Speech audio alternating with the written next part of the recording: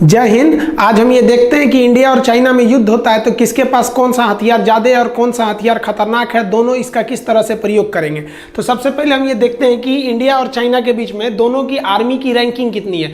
तो दुनिया में अमेरिका टॉप नंबर पे है, दूसरे नंबर पर रसिया और तीसरे नंबर पर चाइना आता है और चौथे नंबर पर इंडिया आता है। रैंक के हिसाब से ज़्यादा का अंतर नहीं है। अगर आप इंडेक्स देखेंगे तो ग्लोबल फायर पावर इंडेक्स में जिसका रैंकिंग जितना कम रहता है इंडेक्स में, वो उतना ज़्यादा पावरफुल माना जाता है। चाइना का कम है 0.6, इंडिया का 0.9। यहां आपको भले लग सकता है कि चाइना पावरफुल है, आगे देखते चलेंगे, जब तक पूरा नहीं देखेंगे आपको समझ में नहीं आएगा और आप भी चाइना के $10 बिलियन जो खर्च कर रहा है चाइना, उसी जाल में आप भी फंस जाएंगे। चाइना पूरी दुनिया के मीडिया में जो पैसे देता है रिश्वत के रूप में या अपनी प्रॉपर्टी को दिखाने के लिए, अपनी तारीफ कराने के लिए, अपनी क्षमता को दर्शाने के लिए, वो $10 बिलियन है। चाइना का जो सबसे बड़ा प्लस पॉइंट है वो उसकी इकोनॉमी है। उसका बजट बहुत ज्यादा है, $237 बिलियन, और हम लोग का बजट उसके आगे बहुत ही कम है। हमसे उसका रक्षा बजट 4 गुना ज्यादा है, $61 बिलियन है। इसमें हम एक डेडिकेटेड अलग से वीडियो बनाएंगे। यही हमारी इंडियन आर्मी के लिए सबसे बड़ा सरदर्द है, बाकी कोई टेंशन नहीं है चाइना और इंडिया से।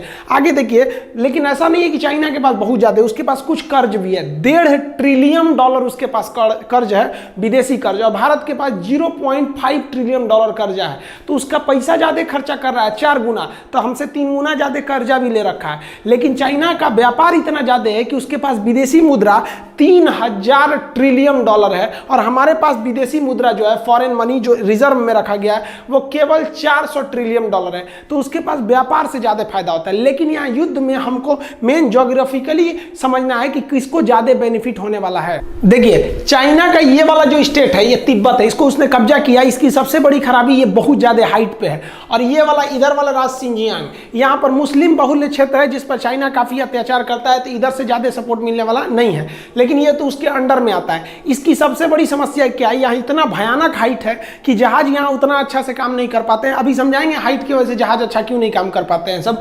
दूसरा कि चाइना को अपनी आर्मी को 2 तरह से ट्रेन करना है। एक चाइना के लिए सबसे बड़ा कंट्रोवर्सी है, उसके लिए अमेरिका। चाइना अमेरिका के लिए भी प्रिपेयर रहता है, इसलिए उस ढंग से तैयारी करता है, और इंडिया के लिए। लेकिन इंडिया अपना मेन थ्रेट चाइना को मानता है, इसलिए इसके जितने भी हथियार है वो चाइना को ध्यान में रख के किए गए। इसलिए इंडिया के हथियार आपको कम दिखेंगे क्योंकि हमारे पास सिंगल दुश्मन है। और पाकिस्तान की तो बातें छोड़िए उसको। अब चाइना के सामने क्या है, उसको कुछ अमेरिका को काउंटर के लिए हथियार रखने हैं, कुछ इंडिया के लिए। अमेरिका से लड़ना है तो एयरफोर्स नेवी से लड़ोगे, और इंडिया से लड़ना है तो फिर आर्मी से लड़ोगे। तो इसलिए उसकी संख्या ज्यादा दिखती है। ज्यादा इसलिए दिखती है, ज्यादा बवाल पाल के रखा है। अगर हम टोटल एयरक्राफ्ट की बात करें तो इधर हम चाइना का लिखते हैं, इधर इंडिया का लिख रहे हैं। चाइना के पास 3210 एयरक्राफ्ट है, हर तरह के एयरक्राफ्ट को मिला के, जबकि इंडिया के पास 2123 एयरक्राफ्ट है। तो यहाँ एयरक्राफ्ट की संख्या इंडिया के पास कम है और इसके पास ज्यादा है। लेकिन चाइना चाह के भी अपने एयरक्राफ्ट से इंडिया के लिए ज्यादा एक्शन नहीं ले सकता है, जिसके कुछ कारण है। चाइना के पास जो कॉम्बैक्ट एयरक्राफ्ट है, ये चाइना के पास सबसे बड़ा पावरफुल कॉम्बैक्ट एयरक्राफ्ट है, वो 1232 है, जबकि इंडिया के पास देखिएगा तो केवल 538 है। यहाँ चाइना के ये एयरक्राफ्ट पावरफुल भी है, नो डाउट, ये हम भी कहते हैं पावरफुल है। इंडिया के एयरक्राफ्ट भी बहुत तगड़े हैं। इधर जो आप हाल ही में राफेल आया है, ये कॉम्बैक्ट जहाज क्या होते हैं, आमने सामने लड़ाई में काम आते हैं। वो ग्राउंड पे भी हमला कर सकते हैं, सामने भी हमला कर सकते हैं। लेकिन चाइना के ये कॉम्बैक्ट एयरक्राफ्ट और इंडिया के एयरक्राफ्ट में सब बहुत ज्यादा हथियार भर जाते हैं, जिस वजह से इसका वजन बहुत भारी हो जाता है।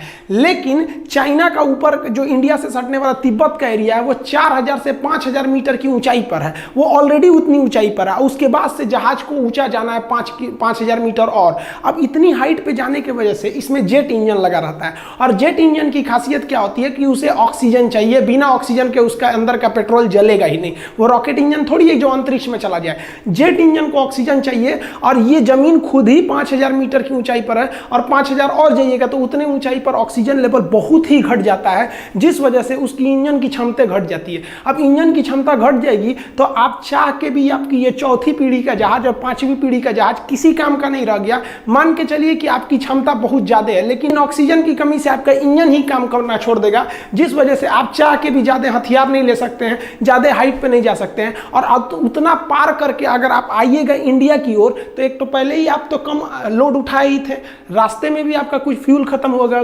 अब इंडिया की ओर ऐसे कोई पहाड़ वगैरह नहीं है। यहाँ की जो एयरफोर्स है वो भूखे मुंह बैठी हुई है। आइए, ये फुल कॉम्पैक्ट कैपेसिटी के साथ अपने 3rd और 4th जनरेशन के साथ ही आपके 5th जनरेशन की जहाजों की तुलना कर सकते हैं। तो यहाँ ज्योग्राफिकली ड्रॉबैक चाइना के साथ बहुत बड़ा है, ये उसके लिए सबसे बड़ा सरदर्द है। चाइना के पास जो अटैक एयरक्राफ्ट है ये काफी तगड़े हैं। इसका जो J-20 एयरक्राफ्ट है 5वीं पीढ़ी का, बहुत ही तगड़ा है। वो एक साथ 12 टारगेटों पर हमला कर सकता है, जबकि भारत का अटैक एयरक्राफ्ट सुखोई एक साथ 16 टारगेट पर हमला कर सकता है। ये 16 का 16 मारेगा। और ये चाइना के साथ यहां फिर एक समस्या ये हो जाती है कि चाइना को तिब्बत पार करके आना है, उसके बाद वो इंडिया पहुंचेगा। तिब्बत पार करने के बाद भी उसको 100-200 किलोमीटर उड़ान भरने के बाद ही वो इंडिया पहुंचेगा। तो अब वो उसकी क्षमता है 12 मारने की, उस पे से वो आधा लेके आएगा 6, तब ना यहाँ आएगा। यहाँ 16 लेके बैठा है। तो आप कितना भी तगड़ा एयरक्राफ्ट बना लीजिए, प्रकृति के आगे आप नहीं लड़ सकते हैं। युद्ध में ट्रांसपोर्ट बहुत बड़ा मायने रखता है।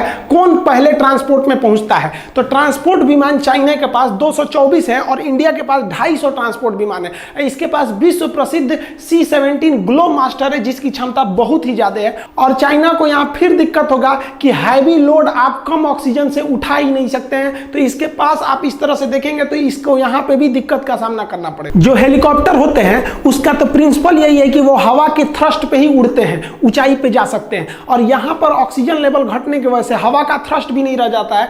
और चाइनीज हेलीकॉप्टर की संख्या ज्यादा है, 911 है, और इंडिया के पास केवल 722 हेलीकॉप्टर है। लेकिन यहाँ इंडिया भारी पड़ेगा, क्योंकि इंडिया के पास 2 बहुत ही घातक हेलीकॉप्टर है, जो मतलब बहुत हैवी हेलीकॉप्टर है। एक Mi-17 V5 और दूसरा चिनूक आ गया है। चिनूक के पास डबल डिस्क है। हेलीकॉप्टर के डायना को डिस्क कहते हैं। ये डबल डिस्क है, इसकी सर्विस सीलिंग ज्यादा है, लोड कैपेसिटी भी ज्यादा है। डिस्क मतलब डायना, सर्विस सीलिंग मतलब ज्यादा हाइट पे जा सकता है, क्योंकि 2-2 डायना है इसके पास, और ज्यादा चीजों को ये उठा सकता है एक ही बार में। जबकि चाइना के